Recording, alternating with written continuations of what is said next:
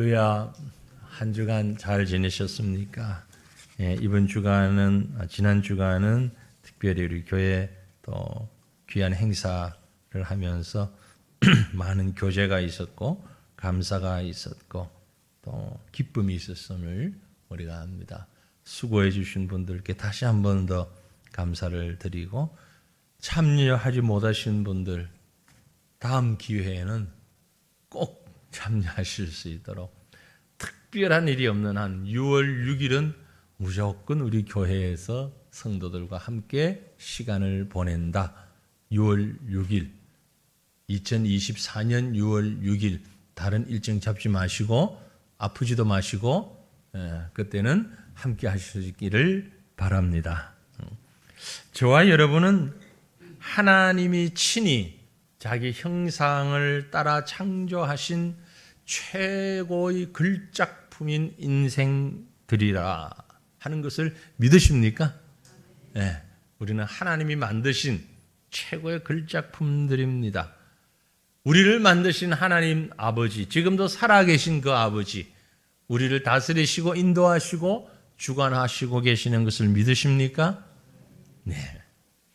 그렇다면 우리 사람들이 살아가면서 행하는 것들 중에 하나님이 가장 좋아하시는 게 뭘까요?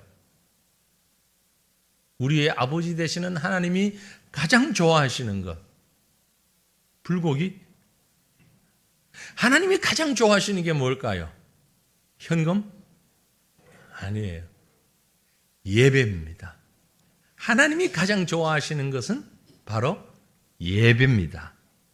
예배하고 찬양하고 하나님의 자녀답게 살아가는 그것입니다. 예배의 모양에는 여러 가지가 있는데 가장 대표적인 것이 지금 우리가 드리는 것과 같이 이렇게 시간을 정해서 한 장소에 모여서 함께 찬양하고 함께 말씀 나누고 기도하는 이 예배가 있지요. 그리고 또 조금 넓은 의미의 우리의 삶을 예배로 드리는. 그래서 어쨌든 하나님이 가장 좋아하시는 것은 무엇이다? 예배다. 믿으시길 바랍니다. 기억하시길 바랍니다. 우리가 하나님의 자녀고 하나님의 피조물인 것을 믿는다면, 그리고 하나님이 나의 주인이심을 믿는다면 하나님이 가장 좋아하시는 것이 무엇인가는 알아야 되겠지요. 그러면 반대로 하나님이 가장 싫어하시는 게 뭘까요? 하나님이 가장 싫어하시는 것. 그건 바로 뭐다? 우상 숭배. 하나님을 섬기지 아니하고 우상 숭배하는 것. 모든 종류의 우상 숭배는 하나님 앞에서 분명한 죄악이고 하나님이 가장 싫어하시는 것입니다. 그런데 그 우상 숭배 가운데서도 하나님이 가장 더 많이 싫어하는 우상 숭배는 뭘까요? 많은 우상 숭배 가운데 이건 우리 생각이겠지요. 하나님이 그렇게 정도를 따지진 않으시겠지만 우리가 말씀을 쭉 볼 때에 하나님이 우상 숭배를 가장 싫어하시는데 그 중에도 더 싫어하는 우상 뭐라고 생각하십니까? 사람을 신으로 추앙하고 사람을 신으로 섬기는 우상 숭배입니다. 사람을. 왜냐하면 다른 건 좀 몰라서 그렇다라고 변명이라도 할 수 있겠는데 사람을 우상으로 섬기는 것은 정말 하나님이 싫어하실 것 같아요. 특별히 더 이상 이 땅에 존재하지도 않는 망자를, 돌아가신 분을 신으로 받드는 경우 아주 심각한 우상 숭배입니다. 동시에 현재 살아있는 사람을 신으로 떠받들고 섬기는 경우 이건 더 큰, 너무나 큰 우상 숭배며 하나님이 싫어하시는 것입니다.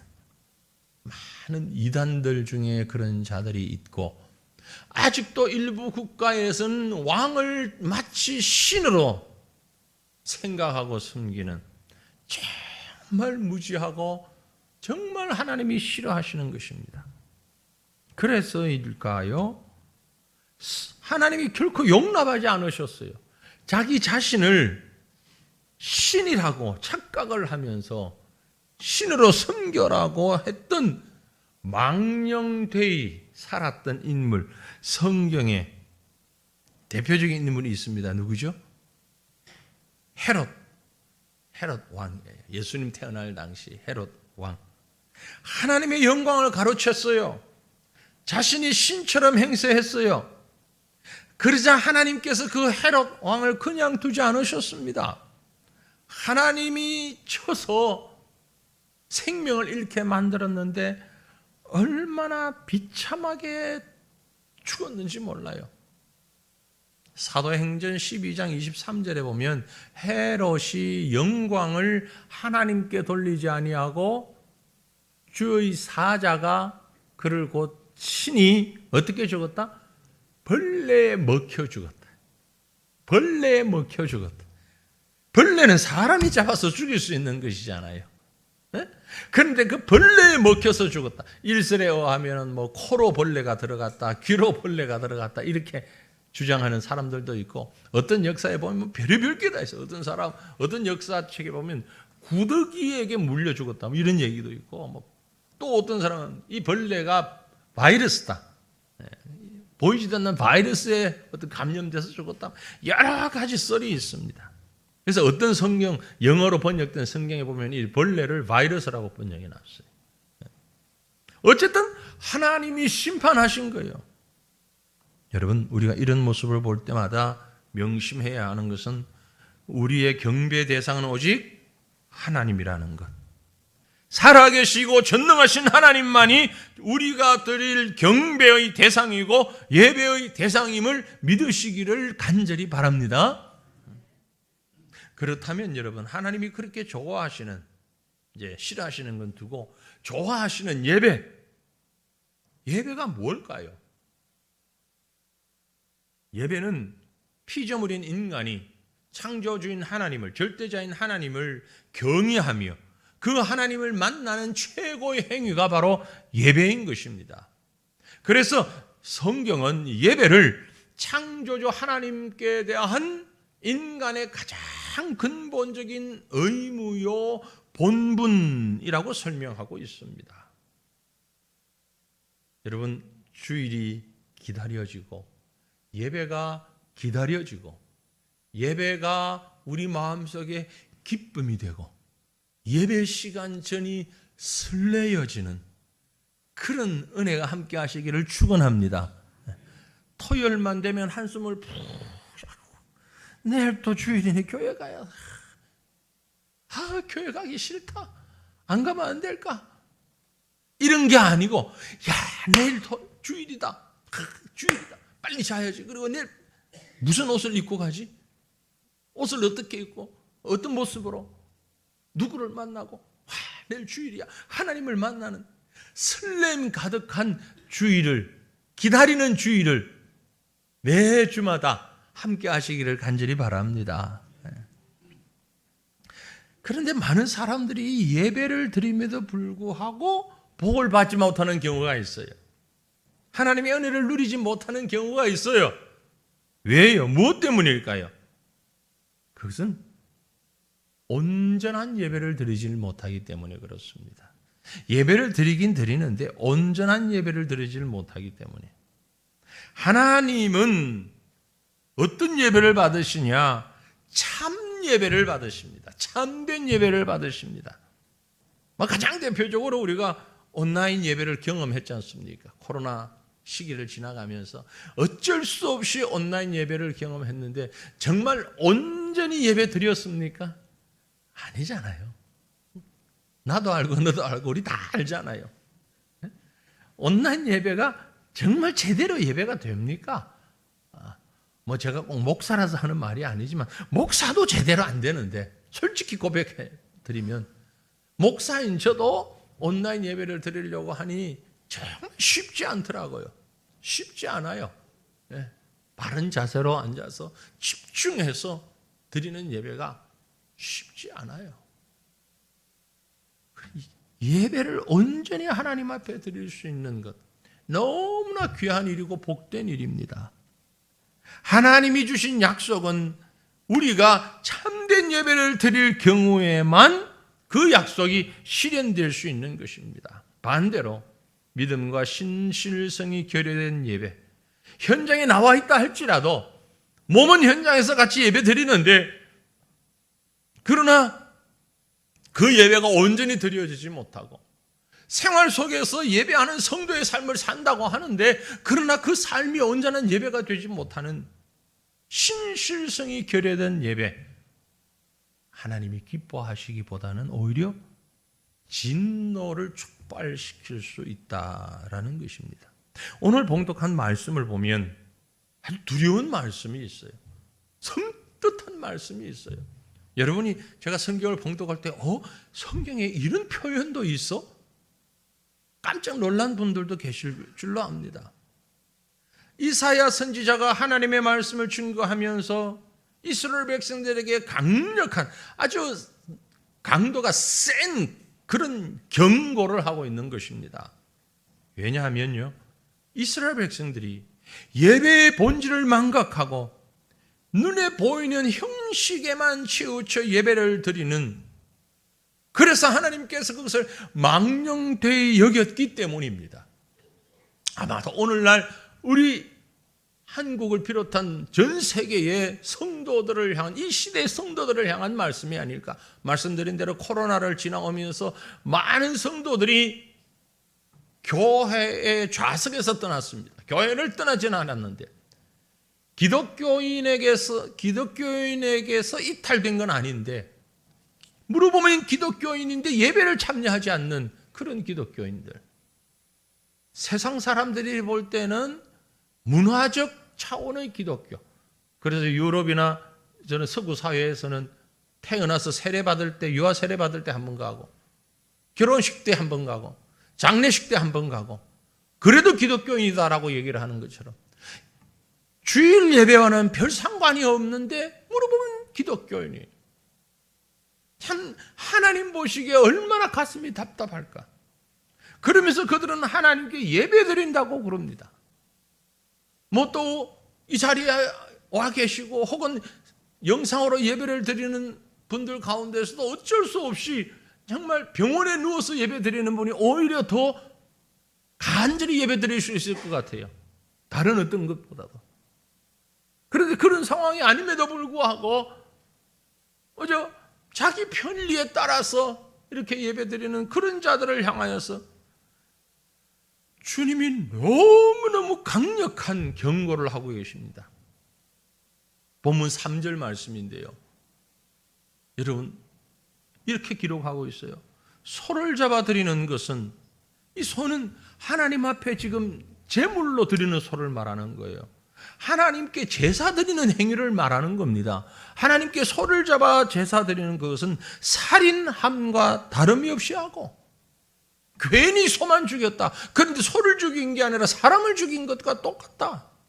어린 양으로 제사 드리는 것은 거험하고 또 부정하다고 생각되어지는 개의 목을 끄끔과 다름이 없이 하며, 하나님께 구별된 양으로 제사를 드리는데 개의 목을 끄끔과 다름이 없고 돼지의 피와 다름이 없이 하고, 돼지는 가장 경멸하는 그런 동물 중에 하나였거든요.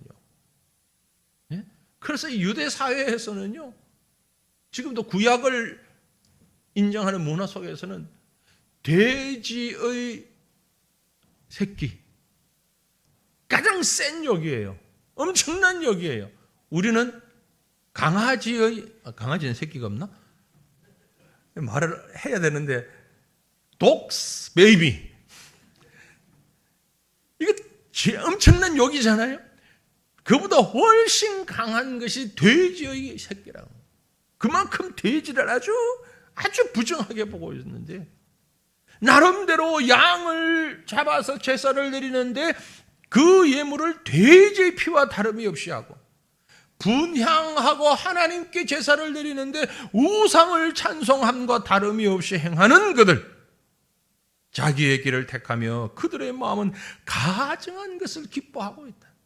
좋아하고 예배드리면서 기쁨이 넘치고 제사를 드리면서 감격하고 하는데 다 하나님 보실 땐 지 좋다고 하는, 자기 좋다고 하는 짓. 참으로 두려운 말씀입니다. 사랑하는 성도들이여, 오늘 저와 여러분이 하나님 앞에 섰습니다. 진정으로 하나님이 연락하실 만한 예배, 이 예배의 성공자가 되시기를 주님 이름으로 축원합니다. 하나님은 바르게 예배하는 자를 돌보시고 동행하시며 축복하십니다. 이 참된 예배는 우리의 삶 가운데서 이루어지는 예배이고, 다른 말로 우리의 삶이 모두 예배가 되어야 하는 것입니다. 그것을 또 다른 말로는 성경에 있는 표현으로 하나님 앞에서의 삶입니다. 코람데오, 창세기 17장에 있는 아브라함에게 말씀하셨던 코람데오의 삶, 하나님 앞에 서서의 삶, 바로 그것입니다. 그것이 바른 예배고, 그렇게 바른 예배를 드리는 자를 하나님이 좋아하시고 기뻐하실 뿐만이 아니라 오늘 말씀의 제목인 것처럼 그들을 돌보신다. 이 돌보신다는 얘기는 단순히 케어한다라는 의미보다 너무너무 사랑스러워서 그 아이를, 그 심령을 잘 보호한다는 얘기예요. 지난 6일날 우리 성도들 참 좋은 시간을 보낼 때 이 3살, 4살, 5살, 6살 요만한 또래 애기들 있는 부모들, 또 저도 우리 손자 눈을 뗄 수가 없잖아요. 애들이 어디 가서 어디 부딪힐지. 이놈들이 게임을 하는 걸 압니까? 공이 오는 걸 압니까? 계단이 위험한 걸 압니까? 그러면 어른들이 힘들죠. 애들은 에너지가 있어서 막 쫓아다니는데 어른들은 조용히 엄마가 따라다니다가 아빠가 따라다니다가 할머니 따라다니다가 할아버지가 따라다니다가 나중에는 애는 멀쩡한데 어른들은 다 몸살 나는. 그게 돌보는 거예요. 돌보는 거예요. 하나님이 우리를 그렇게 돌보시는 거예요. 어떤 자를? 바른 예배를 드리는 자를, 삶 속에서 바른 예배를 드리는 자를, 바로 그런 성도가 되시기를 주님 이름으로 축원합니다. 하나님이 돌보시는 성도. 오늘 본문 2절 말씀입니다. 오늘 설교의 내용이 그래서 2절 말씀에 집중이 되는데 같이 읽겠습니다. 나 여호와가 말하노라, 내 손이 이 모든 것을 지었으므로 그들이 생겼느니라. 무릇 마음이 가난하고 심령에 통회하며 내 말을 듣고 떠는 자, 그 사람은 내가 돌보려니와. 그 사람은 내가 돌보려니와. 이 말씀이 오늘 우리의 마음을 사로잡습니다. 그렇다면 하나님이 돌보시는 사람, 삶이 예배가 되는 사람, 어떤 사람이냐? 오늘 말씀, 특별히 2절 말씀을 중심으로 조금 생각해 보기를 원합니다. 어떤 사람입니까? 먼저 마음이 가난한 사람을 하나님이 돌보신다라고 했어요. 금방 읽었던 말씀을 다시 보면, 나 여호와가 말하노라, 내 손이 이 모든 것을 지었으므로 그들이 생겼느니라. 무릇 마음이 가난하고 심령에 통회하는 자, 마음이 가난한 자, 누구를 말하는 것일까요? 돈 없는 사람? 일할 능력이 없어 궁핍한 사람? 고아와 과부? 성경이 나오는 대로? 물론 그들 중에도 마음이 가난한 사람이 있을 수 있지만, 그러나 오히려 그들 중에는 탐욕이 가득한 사람이 더 많을 수도 있습니다. 그러기에 마음이 가난하다라는 말의 의미는 분명히 우리가 깨달아야 합니다. 이 마음이 가난하다라는 얘기는 오직 하나님만 의지한다라는 얘기예요. 나는 무익하고 나는 아무것도 없음에도 불구하고 겸손한 심령으로, 겸손한 심령으로, 아주 낮은 심령으로 하나님만 의지하는 이런 사람은 자기의 부족을 아는 사람이에요. 자기 죄를 깨닫는 사람이에요. 하나님 앞에서는 자기 자신이 얼마나 무가치한 존재인가를 깨닫는 사람입니다. 그래서 하나님의 은혜 없이는 하루도 살 수 없다고 믿는 사람입니다. 오직 하나님만이 나의 도움이시고 하나님만이 나의 보호자시라고 고백하는 사람, 그 사람이 바로 마음이 가난한 사람이에요. 그러므로 그 마음이 가난한 사람들은 하나님의 긍휼하심을 입게 됩니다. 하나님의 긍휼하심을 입게 되니 하나님이 주시는 천국의 복을 소유하게 되는 것입니다. 우리가 잘 아는 산상보훈의 말씀에 심령이 가난한 자는 복이 있나니 천국이 그들의 것임이라. 그렇습니다. 여러분들 중에, 우리 성도들 중에도 빈부의 격차는 있을 수 있습니다. 어떤 사람은 라면으로 한 끼를 해결해야 하는 사람도 있고, 어떤 이는 넉넉해서 한 끼에 몇만 원, 몇십만 원 하는 식사를 하는 사람도 있을 수 있습니다. 하지만 경제적으로 가난하다 하여서 마음이 가난한 것도 아니고, 경제적으로 여유가 있다고 마음이 여유 있고 부유한 것도 아닙니다. 심령이 가난한 사람은 어떤 사람이냐? 자기 한계를 알고 매사에 모든 일에 하나님의 은혜를 의지하는 사람, 그 사람이에요. 심령이 가난한 사람은 자기 자신을 드러내지 아니하고 겸손히 자기를 낮출 줄 아는 사람, 더 나아가서 천국의 상을 바라보며 천국 소망 가운데 살아가는 사람, 이런 사람은 천국을 위해 어떤 대가도 지불할 수 있고 살아가는 사람입니다. 하나님을 믿고 순종하는 일이라면 목숨까지도 내어놓고 사는 사람, 이런 사람을 하나님이 어찌 돌보지 않을 수 있겠습니까? 19세기를 대표하는 인물 가운데 비록 천주교 종교개혁 이후지만 19세기에 천주교의 선교사이지만 전설적인 나환자 선교사 한 사람이 있습니다. 따미엔이라고 하는 사람입니다. 벨기에에서 태어났고 상당히 부유한 가정에서 태어나서 아무 걱정 없이 공부하고 부모님의 유산을 물려받으면 평생 호의호식하고 살 수 있는 사람이었습니다. 그런데 그가 예수님을 만났습니다. 그래서 하나님이 기뻐하시는 가난한 마음을 소유하게 되었습니다. 천주교인들 중에 이런 분들이 종종 있잖아요. 영어 발음으로 다미엔, 그런데 벨기에 따미엔이라고 말을 많이 한다 그러죠. 아무튼 이 다미엔은 예수를 구주로 믿고 살았기 때문에 자기에게 주어진 재산을 다 가난한 사람들에게 나누어주고 여러 선교지를 거쳐서 결국 지금은 미국 땅이지만 하와이 왕국, 당시 하와이 왕국의 작은 섬 몰로카이 섬으로 선교사로 가게 됐습니다. 이 몰로카이 섬은 당시에 절망의 땅으로 불려지는 곳, 옛날 우리나라의 소록도와 같은 나 환자들만 모여있는 그런 곳이었다고 합니다. 그는 이 나병 환자들에게 복음을 들고 구원받기를 초청했습니다. 그래서 그들이 사는 곳에 가서 그들과 같이 움막에 살면서 복음 전했습니다. 열심히 복음 전했습니다. 하나님 말씀 전합니다. 그런데 어느 날 어두운 길을, 밤길을 걸어서 자기 움막으로 돌아가는 도중에 사람들이 몇몇 모여서 웅성거리며 나누는 대화를 듣게 되었습니다. 따미엔 자기야 몸이 성하니까 배부른 소리 하지. 우리처럼 나병에 걸려서 몸이 썩어 들어가 봐라. 어디 소망 찾고 하나님 찾고 예배 웃기고 있네. 다 헛소리야. 그 얘기를 다미엔이 듣게 됩니다. 충격을 받습니다. 그리고 그는 움막에 돌아가서 무릎을 꿇고 기도했다고 합니다. 하나님, 저들의 말이 맞습니다. 그러니 제게도 나병을 허락해 주십시오.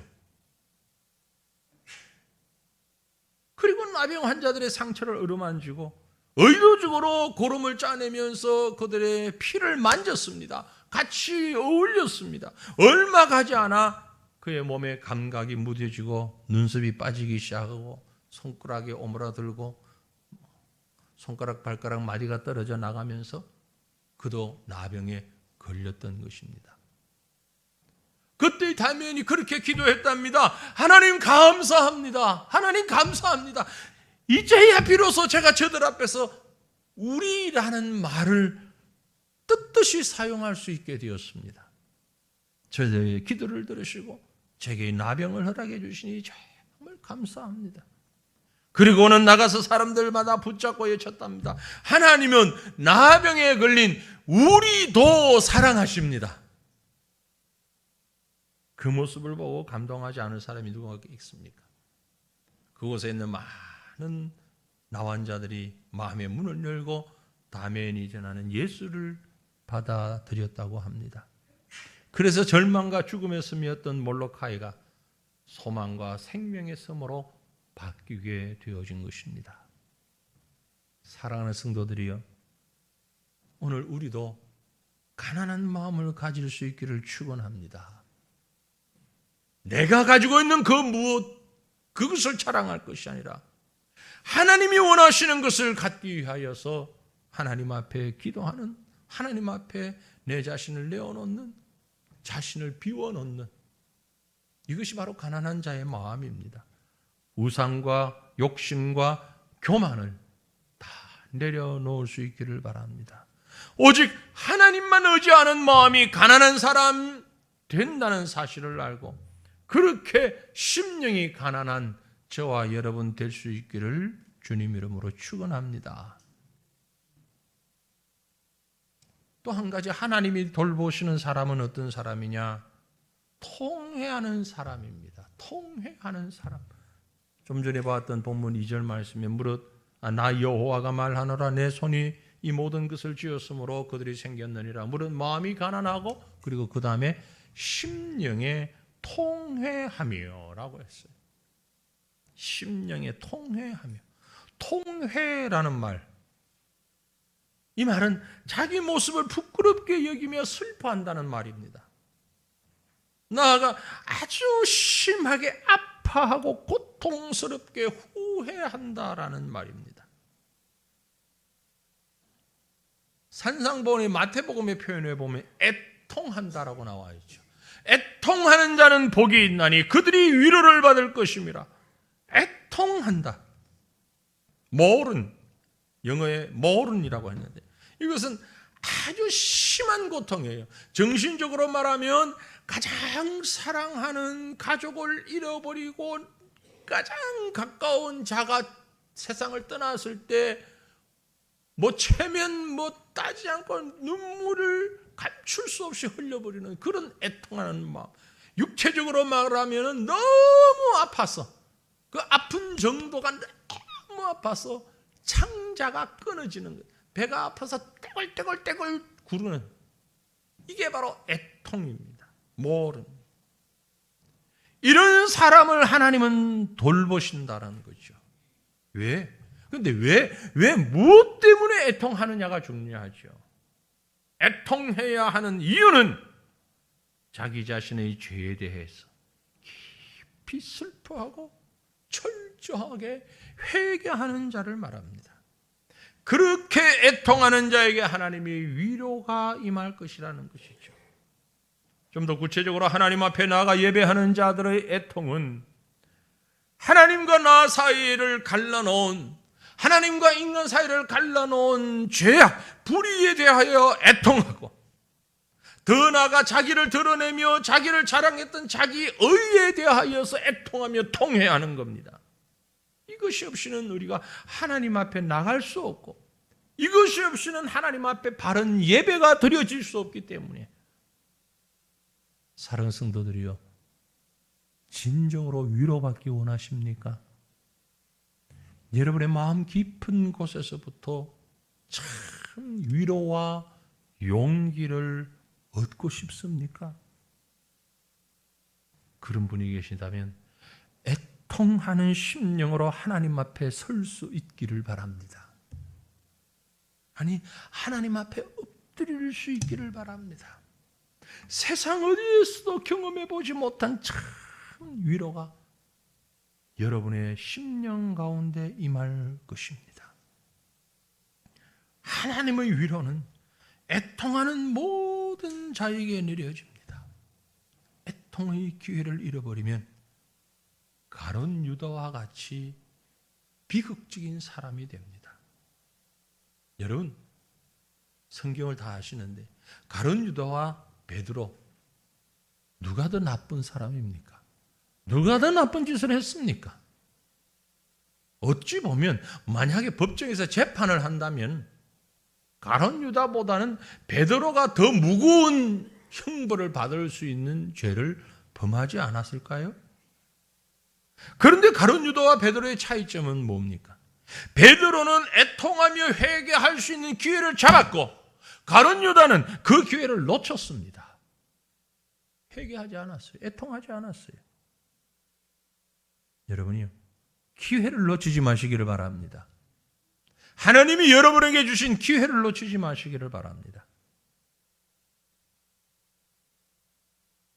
내친 김에 한 사람 더 얘기를 좀 하십시다.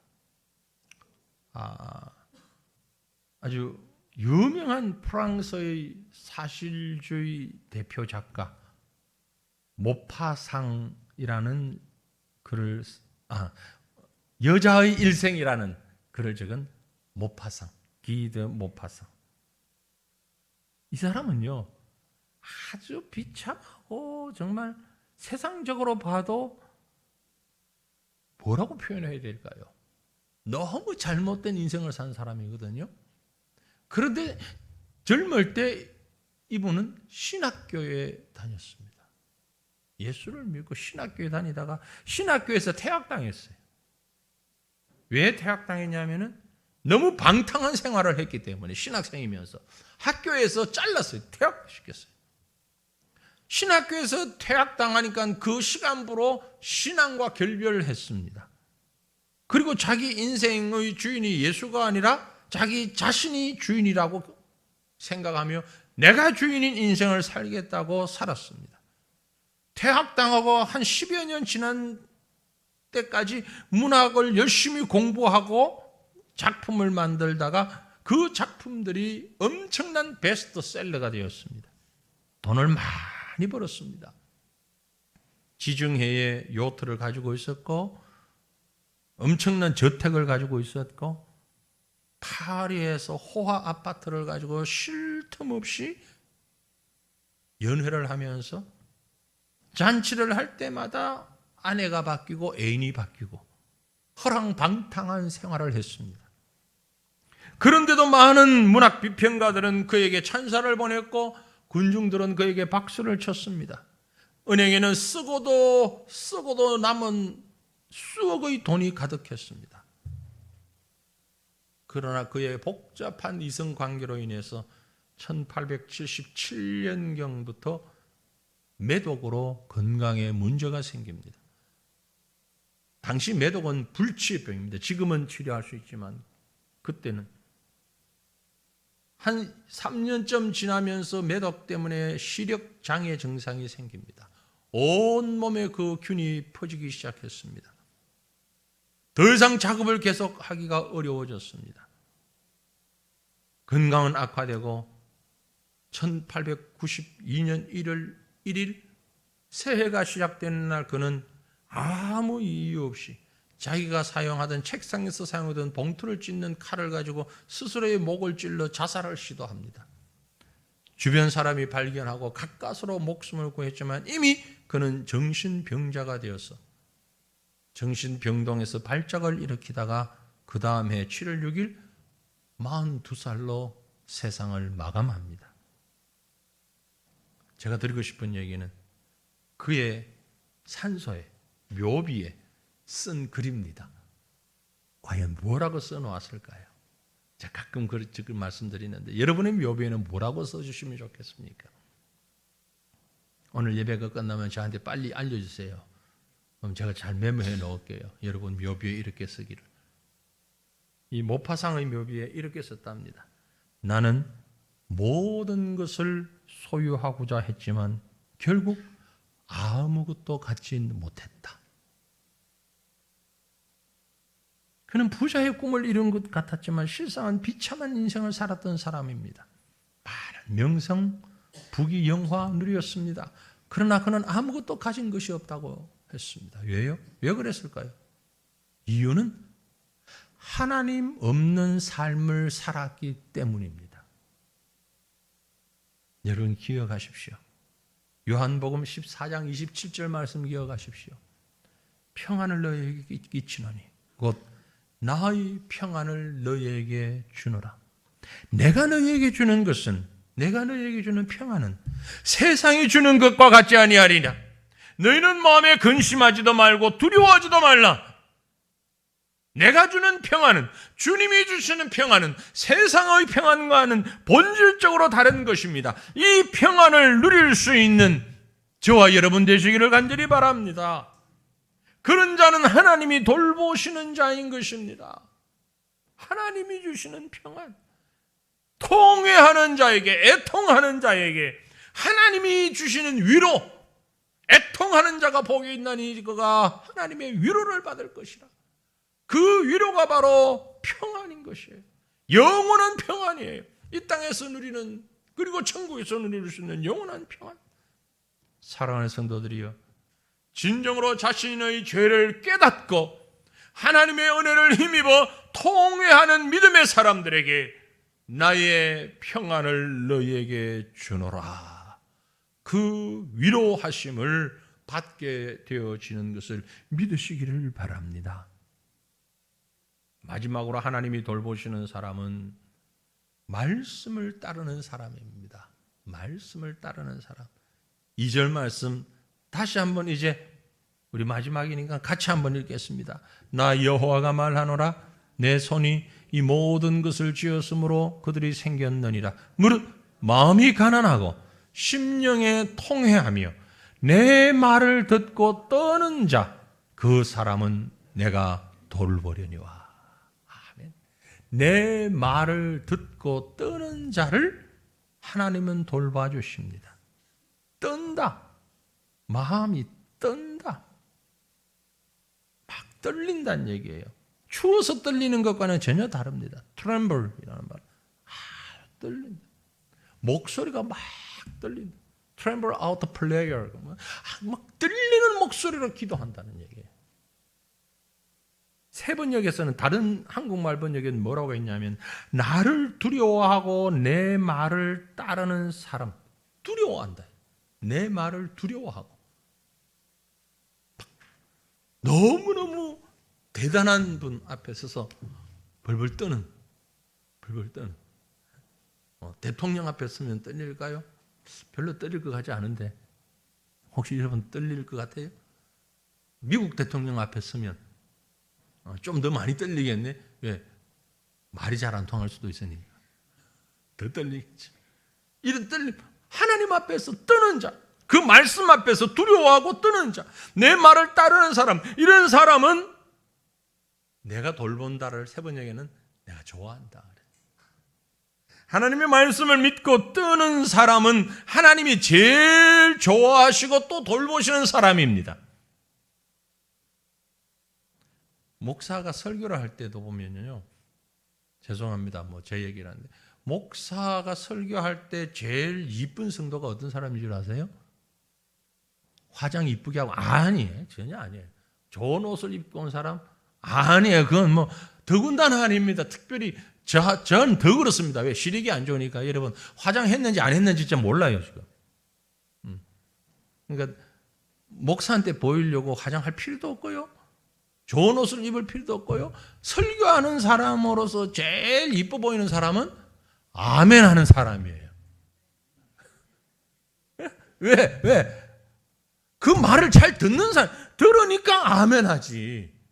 근데 시도 때도 없이 아멘 하는 사람은 보면 또 이건 정말 안 듣는 사람 중에도 있어요. 가끔 아멘 안 해야 될 타이밍에 아멘 하는, 타이밍을 잘 맞춰서 아멘을 한다는 사람은 집중해서 듣는다는 거예요. 집중해서 잘 듣는 사람은 이쁠 수밖에 없어요. 왜요? 그런 사람은 믿음이 성숙할 수밖에 없으니까. 본인도 모르게 믿음이 성장해요. 그건 제가 하는 말이 아니고 성경이 하는 말이에요. 뭐라고요? 믿음은 들음에서 나며 들음은 그리스도의 말씀으로 말미암느니라. 믿음은 어디서부터 생겨나느냐? 들음에서부터 나왔어요.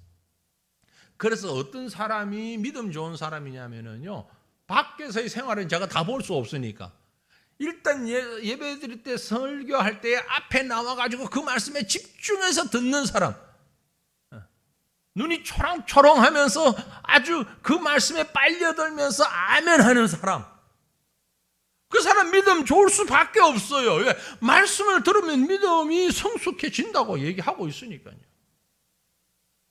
하나님의 말씀 잘 들으면 하나님이 가만두지 않습니다. 성장시킵니다. 돌보십니다. 성경 보세요. 누가 믿음의 조상이죠?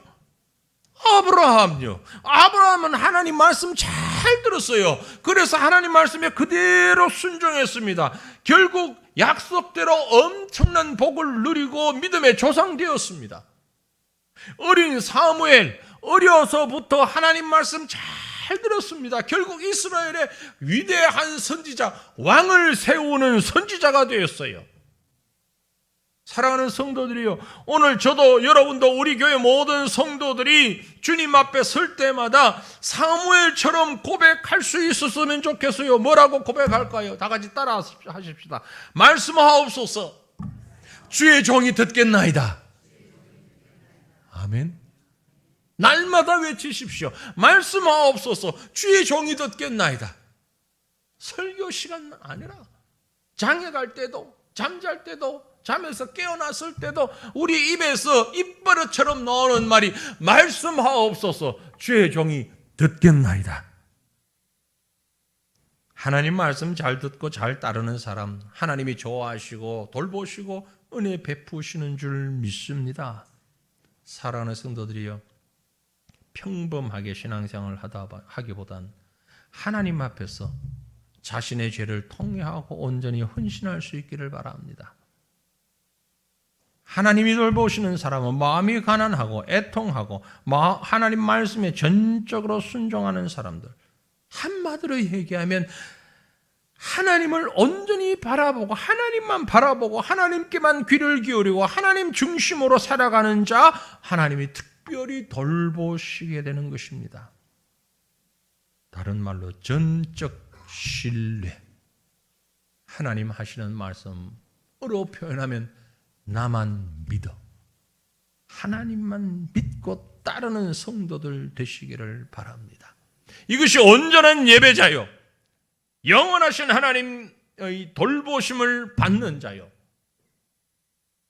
그가 하나님 앞에서 하나님과 함께 하나님이 기뻐하시는, 하나님이 앞서가시는 성공적인, 하나님이 가장 좋아하는 사람으로 살아가는 자가 될 것입니다.